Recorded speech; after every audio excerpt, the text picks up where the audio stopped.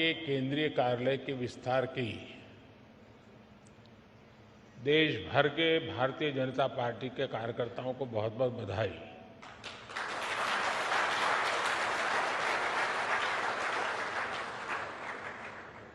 दो 2018 में जब मैं कार्यालय का लोकार्पण करने के लिए आया था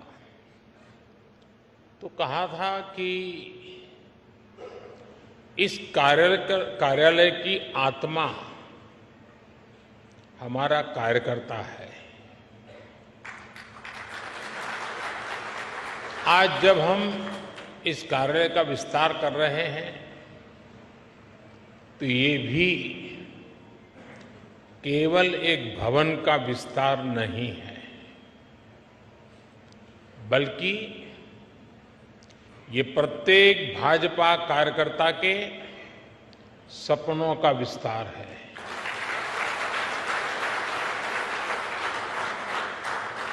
भाजपा के सेवा के संकल्प का विस्तार है। मैं पार्टी के उन कोटि कोटि कार्यकर्ताओं के चरणों में प्रणाम करता हूं।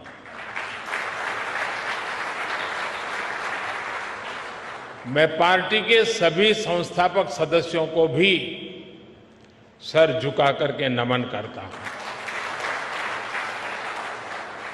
साथियों, आज से कुछ दिन बाद हमारी पार्टी अपना 44वां स्थापना दिवस मनाएगी। यात्रा एक अनथक और अनवरत यात्रा है। ये यात्रा परिश्रम की पराकाष्ठा की यात्रा है। ये यात्रा समर्पण और संकल्पों की शिखर की यात्रा है। ये यात्रा विचार और विचारधारा के विस्तार की यात्रा है। और ये यात्रा, ये विस्तार अपने आप में बहुत ही प्रेरणादायी है।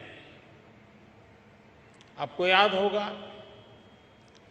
भारतीय जनसंघ ने दिल्ली के अजमेरी गेट के पास एक छोटे से ऑफिस से अपनी यात्रा शुरू की थी। उस समय हम देश के लिए बहुत बड़े सपने देखने वाले छोटी सी पार्टी थे। सपने बड़े थे, दल छोटा था। 1980 में जब भाजपा का जन्म हुआ तब कुछ समय के लिए 10 राजेंद्र प्रसाद मार्ग पार्टी का ऑफिस बन गया था और उसी जगह पे पहले अपने नानाजी देशमुख रहते थे। बहुत से कार्यकर्ताओं को 11 अशोका रोड पार्टी ऑफिस के रूप में याद होगा। इसके भी काफी समय बाद पार्टी ऑफिस दीनदयाल उपाध्याय मार्ग पर शिफ्ट हुआ। एक तरह से हमारी पार्टी की प्रगति का प्रतीक है। इस दौरान कितने ही उतार चढ़ाव आए। हम तो वो दल है जिसने इमरजेंसी के दौरान लोकतंत्र की रक्षा के लिए खुद अपने दल को ही देश हित में आहूत करने पर हमने हिम्मत के साथ कदम उठाया।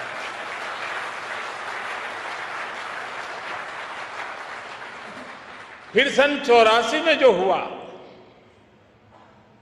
देश कभी भी उस काले पृष्ठ को भूल नहीं सकती है। और उसके बाद जो चुनाव हुआ, कांग्रेस को ऐतिहासिक बहुमत मिला था। भावनाओं से भरा हुआ वो माहौल, एक इमोशनली चार्ज एटमॉस्फियर, और उस आंधी में हम भी लगभग पूरी तरह से खत्म हो गए थे। लेकिन हम हताश नहीं हुए। हम निराश नहीं हुए। हमने किसी और में दोष ढूंढने की कोशिश नहीं की। आरोप प्रत्यारोप के चक्कर में हम नहीं पड़े। हम चले गए फिर एक बार जनता जनार्दन के बीच। हमने जमीन पे काम किया। हमने अपने संगठन को मजबूत किया और तब जाकर आज हम यहां पहुंचे हैं।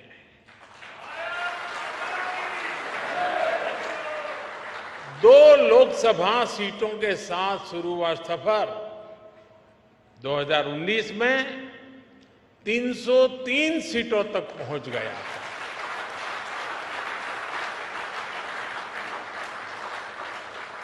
आज कई राज्यों में हमें 50% से ज्यादा वोट मिलते हैं। आज उत्तर से दक्षिण तक, पश्चिम से पूरब तक भाजपा एकमात्र पैन इंडिया पार्टी है।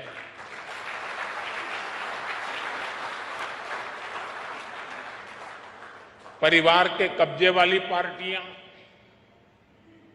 फैमिली रन पार्टियों के बीच भाजपा ऐसा राजनीतिक दल है जो युवाओं को आगे आने के लिए बहुत अवसर देता है, खुला मैदान देता है।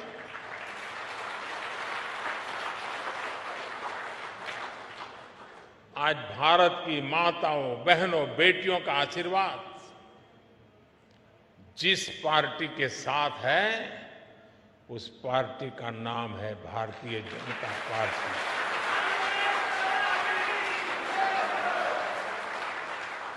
और साथियों,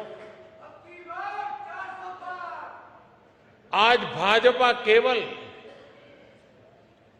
विश्व की सबसे बड़ी पार्टी नहीं है, बल्कि भाजपा भारत के सबसे फ्यूचरिस्टिक पार्टी है।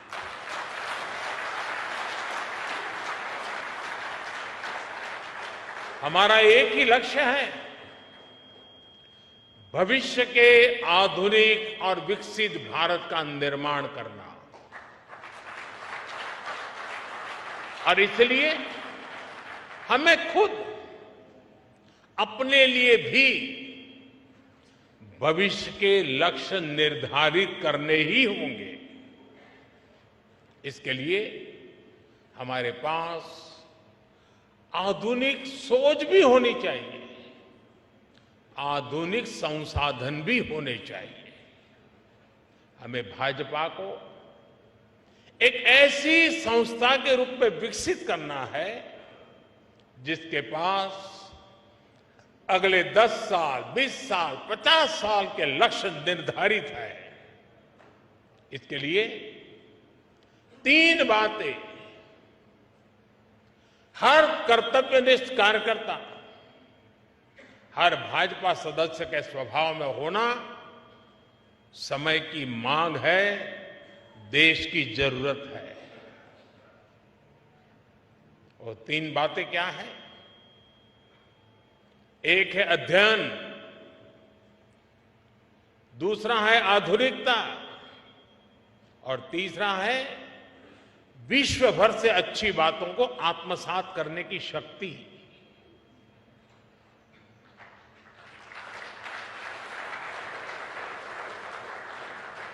हम आप जानते हैं कि पंडित दीनदयाल जी जहां कहीं जाते थे, किताबें उनके साथ रहती थी। वो प्रवास में भी पढ़ते लिखते रहते थे। उनकी रचनाएं, उनके अध्ययन और बौद्धिक विस्तार की गवाह है।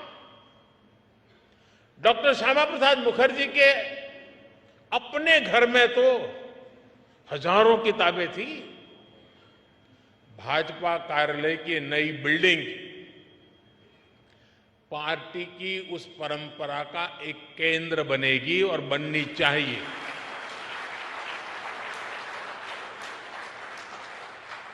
यहां अध्ययन की व्यवस्था भी है, आधुनिकता भी है और विश्व भर का अनुभव प्राप्त करने की आकांक्षा भी है।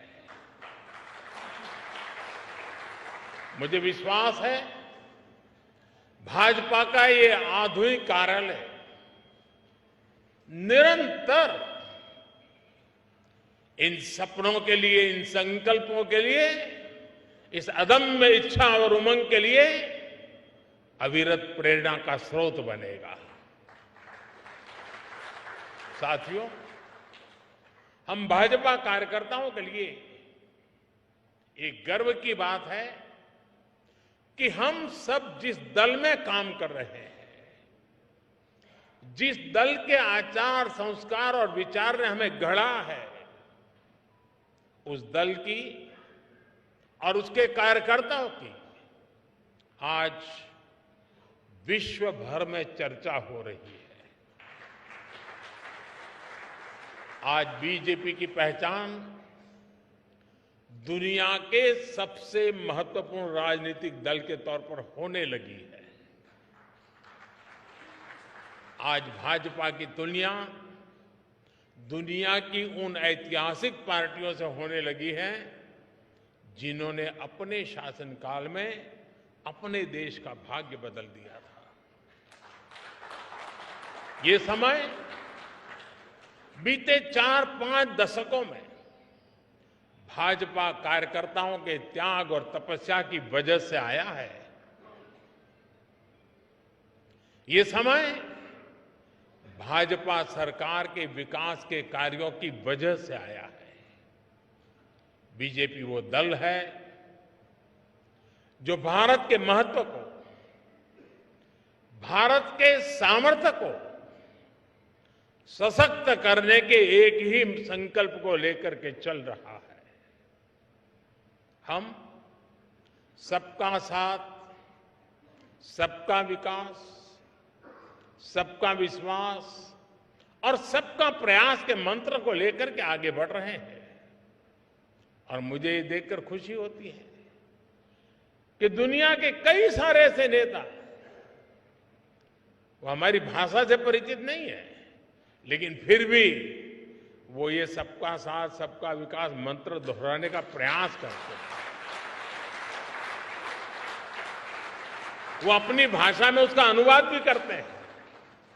साथियों, आज हमारा नॉर्थ ईस्ट सबका साथ, सबका विकास के मंत्र का बेहतरीन उदाहरण है।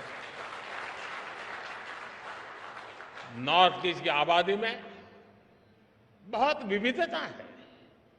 वहां अलग अलग समुदायों के लोग हैं। आदिवासी और विधायी समुदाय के लोग बहुतायत हैं। इस क्षेत्र के लोग भाजपा पर अभूतपूर्व विश्वास दिखा रहे हैं। आज नॉर्थ ईस्ट में भाजपा के 4 मुख्यमंत्री हैं। 2 अन्य राज्यों में हमारे गठबंधन की सरकारें हैं। इस सफलता का बड़ा श्रेय भाजपा के कार्यकर्ताओं को ही जाता है। भाजपा कार्यकर्ताओं के इसी परिश्रम की वजह से आज दक्षिण भारत में भी दूर दूर तक पार्टी का विस्तार हो रहा है। कर्नाटका में भाजपा इतने वर्षों से मजबूत स्थिति में है। आज भी हम नंबर 1 पार्टी है कर्नाटका में। तेलंगाना में भी लोगों का एकमात्र भरोसा सिर्फ और सिर्फ भाजपा है।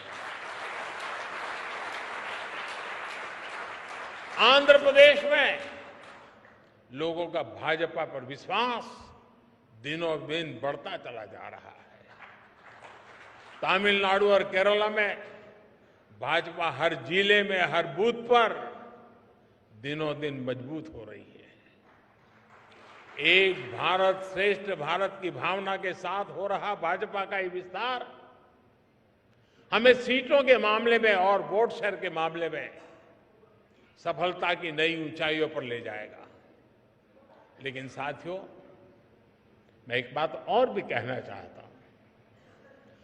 भाजपा को केवल उसकी प्रेजेंस और प्रभाव से नहीं समझा जा सकता है। भाजपा को जानने के लिए उसके स्वभाव को भी समझना जरूरी है। और भाजपा का स्वभाव है नूतनता, आधुनिकता। नूतनता हमारी निष्ठा है और आधुनिकता हमारी अवधारणा है। इसलिए बीजेपी केवल चुनाव लड़ने और जीतने के सीमित नहीं है। बीजेपी एक व्यवस्था है, बीजेपी एक विचार है, बीजेपी एक संगठन है, बीजेपी एक आंदोलन है।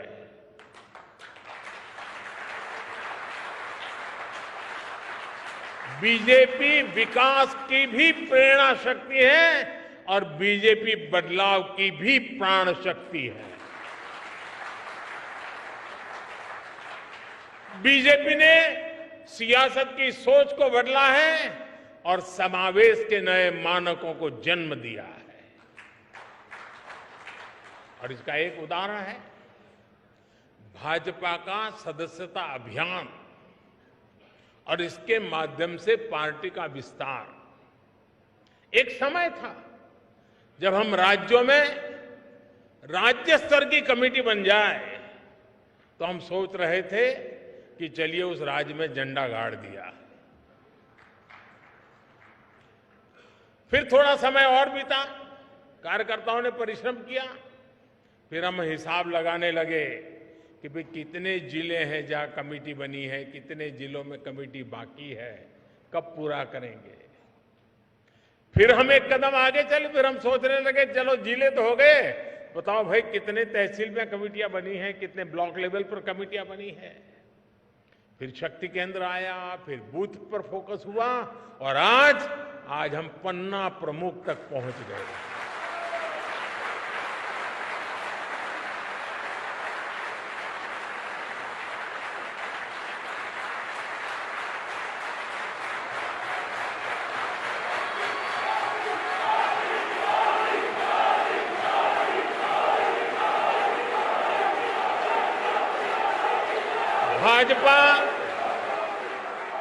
भाजपा पहली पार्टी है जिसने पार्टी की व्यवस्था में संवैधानिक रूप से महिलाओं के लिए पद की व्यवस्था की है। संविधान के तहत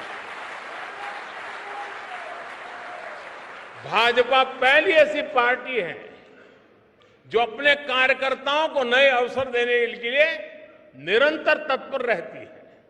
हमने पार्टी की समितियों में, कमेटियों में हर बार 25% नए लोगों को लाने की व्यवस्था शुरू की है। हम कार्यकर्ताओं की इसी ताकत से सत्ता के शिखर तक पहुंचे हैं। लेकिन हम भले ही सत्ता के शिखर पर पहुंचे हो, लेकिन हमारे पांव आज भी उतने ही जमीन पर हैं जितने 1980 में हुआ करते थे।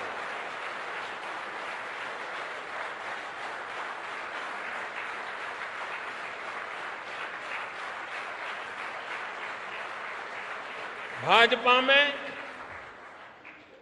ऐसे कार्यकर्ताओं की बहुत बड़ी फौज है जो कष्ट उठाकर, परेशानी झेलकर, कर्तव्य भावना से लगातार देश सेवा में जुटे रहते हैं। हम जहां भी काम करते हैं सामूहिकता की भावना से काम करते हैं, टीम वर्क के साथ काम करते हैं। भाजपा वो पार्टी है जिसमें मुक्त चिंतन होता है, नए विचार सृजित होते हैं, नए विचारों का सम्मान होता है। चिंतन और अध्ययन करने वाले एक बहुत बड़ा वर्ग हमारे भाजपा परिवार का विशाल विस्तार है, हिस्सा है, वटवृक्ष की भांति है। भाजपा वो पार्टी है जिसमें समाज के अलग अलग वर्गों को प्रतिनिधित्व देने के लिए प्रभावी और क्रियाशील मोर्चे और कमेटियां हैं। भाजपा में हर मोर्चा अपनी सामाजिक भूमिका में सक्रिय भी होता है, प्रभावशाली भी होता है। साथियों, भाजपा की एक और विशेषता है कि हमारी पार्टी समाज के साथ जुड़कर के काम करती है। भाजपा में समाज की सेवा के माध्यम से कार्यकर्ताओं को गढ़ा जाता है। जैसे कि आपने देखा होगा, आजकल भाजपा सांसद अपने क्षेत्र में खेल प्रतियोगिताएं करा रहा है। इनके आयोजन में बड़ी जिम्मेदारी भाजपा के वहां के स्थानीय कार्यकर्ता ही निभा रहे हैं। इसमें देश के लाखों युवाओं को भाग लेने का मौका मिल रहा है।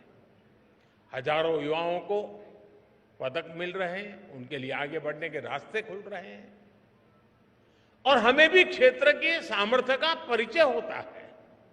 इसी तरह कहीं कोई प्राकृतिक आपदा हो, समाज के सामने कहीं कोई चुनौती आए या फिर रक्तदान जैसे समाज सेवा से जुड़ा अभियान हो, भाजपा के कार्यकर्ता सबसे पहले पहुंचते हैं और सबसे आखिरी तक मोर्चे पर डटे रहते हैं।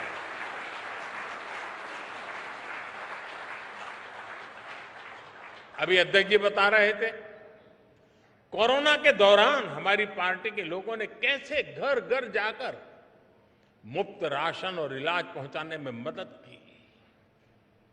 और तब तो पता नहीं था कि जाएंगे तो क्या लेके आएंगे। अगर बीमारी घर में लाए तो जिंदगी खतरे में पड़ जाती थी।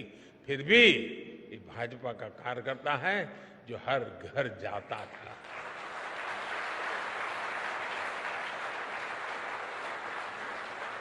आज भाजपा और भाजपा कार्यकर्ताओं का समाज के साथ जो भावात्मक संबंध है,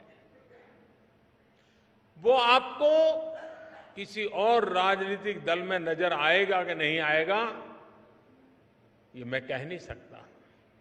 साथियों, जब हम समाज की सेवा के लिए अपना जीवन खपाते हैं तो सरकार बनाने का अवसर मिलने पर भी ये हमारी प्राथमिकता होता है। इसलिए ही आज पूरे भारत में भाजपा सरकारें आकांक्षा, विकास और प्रगति का पर्याय बन रही है। और ये भाजपा का ब्रांड ऑफ गवर्नेंस है। जहां भी भाजपा की सरकार है, वहां गरीब कल्याण के लिए योजनाएं तेज गति से चलने लगती है। जहां भी भाजपा की सरकारें हैं, वहां योजनाओं का लाभ लाभार्थियों तक पहुंचाना सुनिश्चित हो जाता है। जहां भी भाजपा की सरकारें, वहां युवा शक्ति को आगे बढ़ने के लिए नए अवसर बनते हैं। जहां भी भाजपा की सरकारें हैं, वहां योजनाओं में महिला सशक्तिकरण को सर्वोच्च प्राथमिकता मिलने लगती है। जहां भी भाजपा की सरकारें हैं, वहां कानून व्यवस्था सुदृढ़ हो जाती है। जहां भी भाजपा की सरकारें हैं, वहां ease of doing business, ease of living के प्रयास बढ़ने लगते हैं। जहां भी भाजपा की सरकारें हैं, वहां इंफ्रास्ट्रक्चर का तेजी से विकास होना शुरू हो जाता है। जहां भी भाजपा की सरकारें हैं, वहां विकास और विरासत दोनों साथ साथ चलते हैं। साथियों, मैं समझता हूं अब समय आ गया है कि हमारी यूनिवर्सिटीज, एकेडमिशियंस और एक्सपर्ट्स भारत के पिछले 75 साल के अलग अलग गवर्नेंस मॉडल्स की कंपैरेटिव स्टडी करें, एनालिसिस करें, देश और दुनिया के सामने रखें। देश ने लंबे समय तक कांग्रेस का एक गवर्नेंस मॉडल देखा है। देश ने कम्युनिस्टों का भी कुछ राज्यों में गवर्नेंस का मॉडल देखा है। देश ने परिवारवादी फैमिली रन पार्टियों के काम करने का तरीका भी देखा है। अलग अलग गठबंधनों की सरकारों का गवर्नेंस मॉडल भी देश ने देखा है। और देश आज पूर्ण बहुमत वाली भाजपा सरकारों का गवर्नेंस मॉडल भी देख रहा है। एक निश्चित पैरामीटर्स के साथ जब इसकी एनालिसिस होगी तो गवर्नेंस के मॉडल का महत्व समझ में आएगा। देश के सामान्य मानवी को भी पता चलेगा कि गवर्नेंस के किस मॉडल ने देश को क्या दिया, उसके परिणाम क्या निकले और उनके लिए क्या बेहतर रास्ता है। साथियों, आज भारतीय जनता पार्टी के प्रत्येक कार्यकर्ता को एक बात समझना बहुत आवश्यक है। देश इस समय जिस कालखंड से गुजर रहा है वो तेज विकास के लिए बहुत अहम है। ये अमृतकाल ये सिर्फ शब्द समूह नहीं है, ये धरती की सच्चाई है। 140 करोड़ देशवासियों की दिलों की धड़कन है।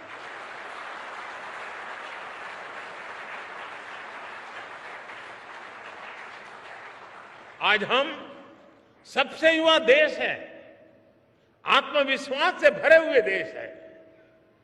पूरे विश्व में दुनिया के बड़े बड़े मंचों पर आज अगर किसी का डंका बज रहा है तो नाम है हिंदुस्तान, वो नाम है भारत। ऐसे में देश के भीतर बैठी और देश के बाहर बैठी भारत विरोधी शक्तियों का एकजुट होना स्वाभाविक है। ये शक्तियां किसी भी तरह भारत से विकास का एक कालखंड छीन लेना चाहती हैं। आज भारत का सामर्थ्य अगर फिर बुलंदी की तरफ जा रहा है तो इसके पीछे हमारी एक मजबूत नींव है। ये नींव हमारी संवैधानिक संस्थाओं की है, हमारे कॉन्स्टिट्यूशनल इंस्टीट्यूशंस की है। इसलिए आज भारत को रोकने के लिए हमारी इस नींव पर चोट की जा रही है, संवैधानिक संस्थाओं पर प्रहार किया जा रहा है, उन्हें बदनाम करने का अभियान छेड़ा जा रहा है। उनकी क्रेडिबिलिटी, उनकी विश्वसनीयता खत्म करने की साजिश की जा रही है। जो लोग भ्रष्टाचार में लिप्त हैं, उन पर जब एजेंसियां कार्रवाई करती हैं तो एजेंसियों पर हमला किया जाता है। जब कोर्ट कोई फैसला सुनाता है तो कोर्ट पर सवाल उठाए जाते हैं, न्यायिक प्रणाली पर हमले होते हैं। आप सब देख रहे हैं, कुछ दलों ने मिलकर भ्रष्टाचारी बचाओ अभियान छेड़ा हुआ है।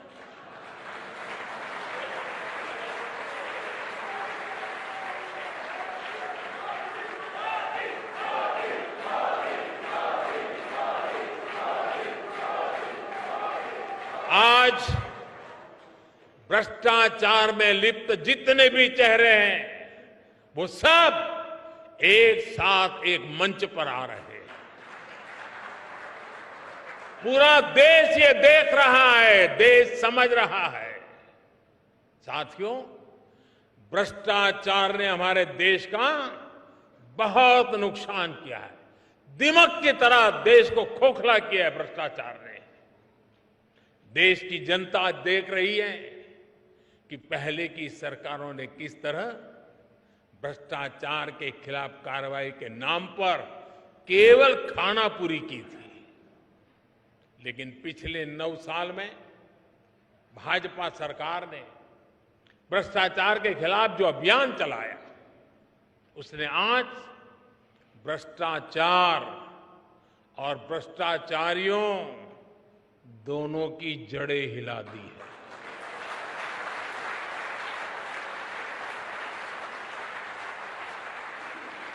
ये इस बात का प्रमाण है कि जब भाजपा आती है तो भ्रष्टाचार भागता है।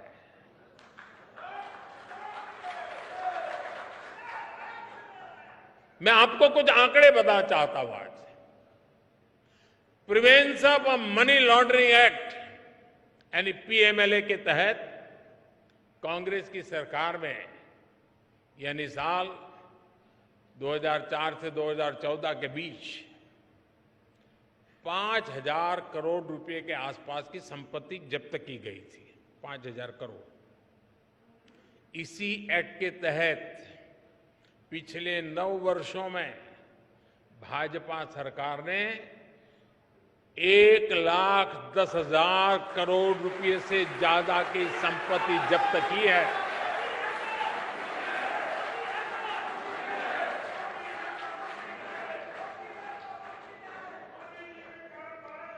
इस एक्ट के तहत पहले के मुकाबले 2 गुने से ज्यादा केस रिकॉर्ड किए गए हैं और 15 गुना ज्यादा लोगों को गिरफ्तार किया गया है। हमारे यहां कुछ लोगों ने कांग्रेस शासन के दौरान बैंकों को जमकर के लूटा। बैंकों का करीब 22,000 करोड़ रुपए का नुकसान करके ये लोग विदेश भाग गए। आज भाजपा सरकार ने इन लोगों की करीब करीब 20,000 करोड़ रुपए की संपत्ति जब्त करवा दी है।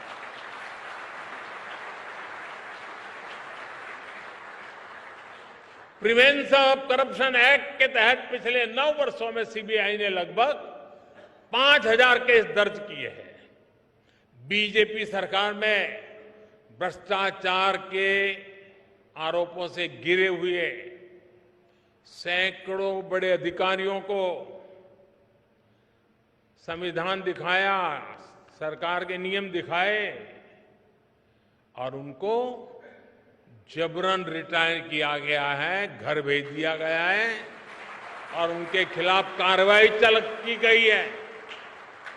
साथियों, आजादी के 7 दशकों में पहली बार भ्रष्टाचार पर इस तरह की चोट हो रही है। पूरे देश की जनता आज भ्रष्टाचारियों पर हो रही कार्रवाई से खुश है। आपकी यही जानकारी है ना?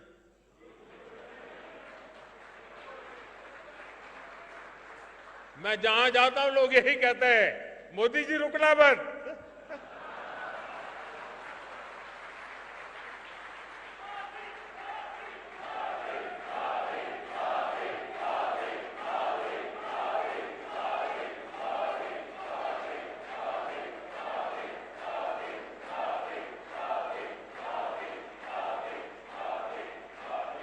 आज हर देशवासी समझता है भ्रष्टाचार रुकेगा तभी देश आगे बढ़ेगा।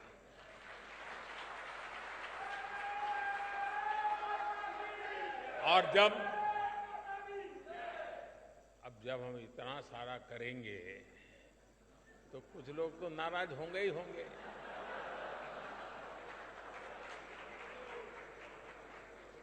वो अपना गुस्सा भी निकालेंगे, लेकिन इनके झूठों आरोपों से न देश झुकेगा, न भ्रष्टाचार के विरुद्ध कार्रवाई थमने वाली है।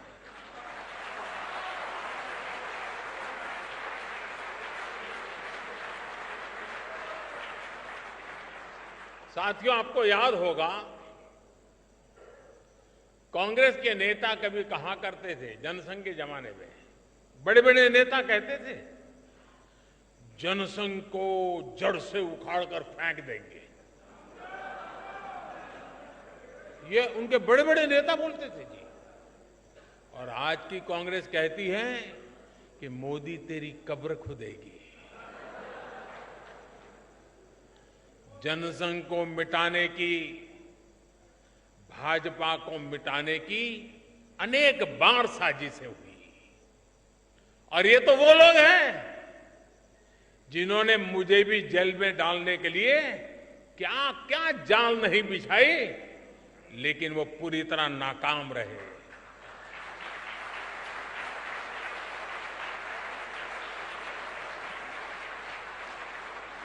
और हम बचे हैं, हम फले हैं, फूले हैं तो जनता जनार्दन के आशीर्वाद से, देशवासियों के प्यार से बढ़े।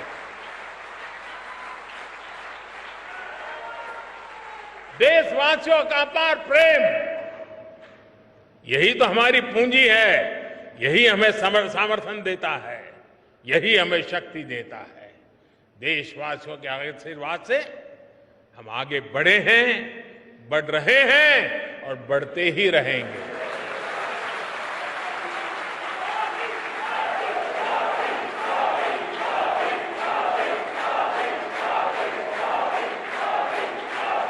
हम यहां से आगे बढ़ेंगे, वो भी देशवासियों के विश्वास से बढ़ने वाले हैं। साथियों, भाजपा ये वो पार्टी नहीं है जो अखबारों से, टीवी स्क्रीन की चमक से पैदा हुई हो। ये भाजपा ट्विटर हैंडलों और यूट्यूब के चैनलों से पैदा नहीं हुई है। ये भाजपा अपने कार्यकर्ताओं के त्याग तपस्या से बनी हुई है। भाजपा जमीन पर काम करके आगे बढ़ी है। भाजपा गांव में, खेत खलिहानों में गरीबों के साथ कंधा से कंधा मिलाकर तप करके आगे बढ़ी है। मुझे बहुत सारे लोग कहते हैं, अरे मोदी जी अब सत्ता मिल गई, 2-2 बार प्रधानमंत्री बन गए, अभी भी क्यों इतना दौड़ते रहते हो, क्यों भागते रहते हो, अरे कभी तो मौज करो, आराम करो। लेकिन उन लोगों को पता नहीं है, बीजेपी कार्यकर्ता की नियति आराम करना, बैठना, मौज करना हो नहीं सकती। भाजपा के कार्यकर्ता के लिए देश की आशाएं, लोगों की आकांक्षाएं, उनके सपने ही उसकी ड्राइविंग फोर्स होती है। इसी के लिए भाजपा कार्यकर्ता दिन रात दौड़ता है, भागता है, काम करता है, वो रुकता नहीं है, थकता नहीं है, झुकता भी नहीं है। लेकिन साथियों, हमें याद रखना है, हमारी ये लड़ाई आसान नहीं है।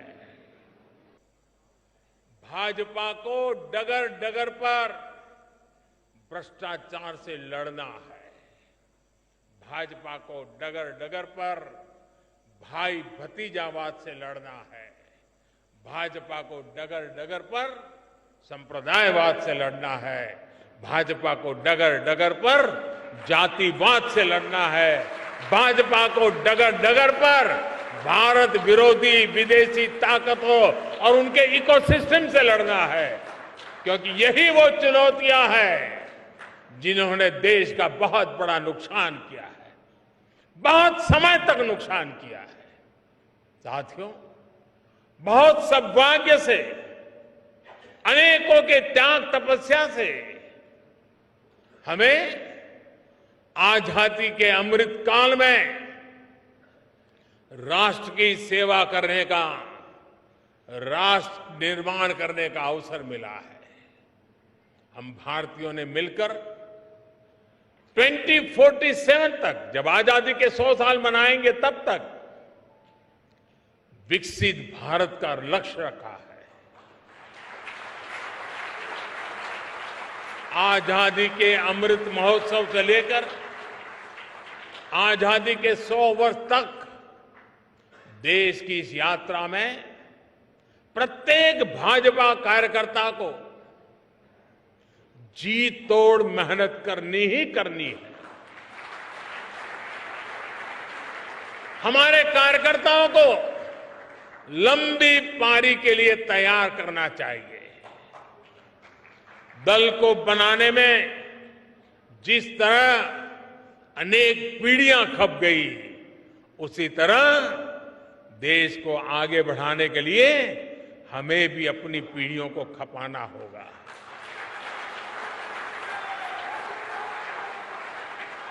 साथियों, मैं आपको फरवरी 2018 में इसी कार्यालय में कही हुई अपनी एक बात को आज याद दिलाना चाहता हूं। 2018 में इसी भवन का लोकार्पण करते हुए मैंने कहा था कि कार्यालय हमारी कर्मभूमि है, लेकिन भारत की सीमा ही हमारे कार्यों की सीमा है। हमें इस भवन से ऊर्जा लेकर संपूर्ण भारत की सीमा को ही अपना कार्यक्षेत्र बनाना है। मुझे पूरा विश्वास है आप सब इसी तपस्या के साथ देश के सपनों को साकार करते रहेंगे। जो सपना हमने पहले देखा था, उसे हम आज पूरा होता देख रहे हैं। जो सपना हम आज देख रहे हैं, वो भविष्य में पूरा होकर रहेगा। इसी विश्वास के साथ आज के इस मंगल अवसर पर और नवरात्रि के पावन त्योहारों के बीच मैं आप सबको, देशवासियों को अनेक अनेक शुभकामनाएं देता हूं। बहुत बहुत धन्यवाद। भारत माता की, भारत माता की, भारत माता की। वंदे वंदे वंदे वंदे वंदे वंदे वंदे